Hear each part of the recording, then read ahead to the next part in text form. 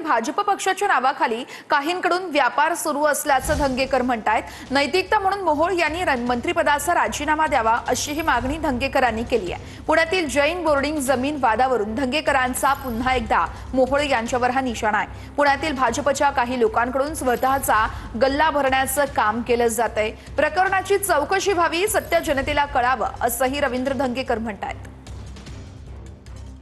व्यापारी असतो ती जनता बेकारी होती आणि तशीच परिस्थिती हा राजा व्यापारी आहे आणि हे सगळे व्यापार करायला निघाले पक्षाच्या नावाखाली, पक्षाला बदनाम करतात।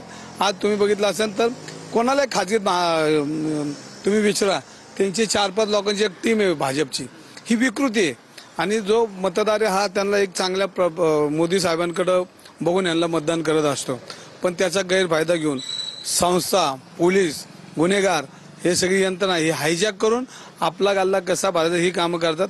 ही मी सुरुवात आहे आणि ही उघड केल्याशिवाय आपण राहणार नाही, कारण शेवटी देवालाच घाण ठेवायची वेळ आली। आम्हाला जनतेला तर ठेवलंच आहे, पण देवाला बी घाण ठेवायची परिस्थिती या राज्यामध्ये आलेली, या शहरामध्ये आलेली आणि त्याचा निर्णय झाला पाहिजे। आणि याच्यामध्ये मोहोळांनी काय केलं तर नैतिकता म्हणून त्यांनी पहिला त्यांच्या मंत्रिपदाचा राजीनामा दिला पाहिजे, याची चौकशी झाली पाहिजे आणि या चौकशीतून जे सत्य बाहेर पडेल ते जनतेला कळलं।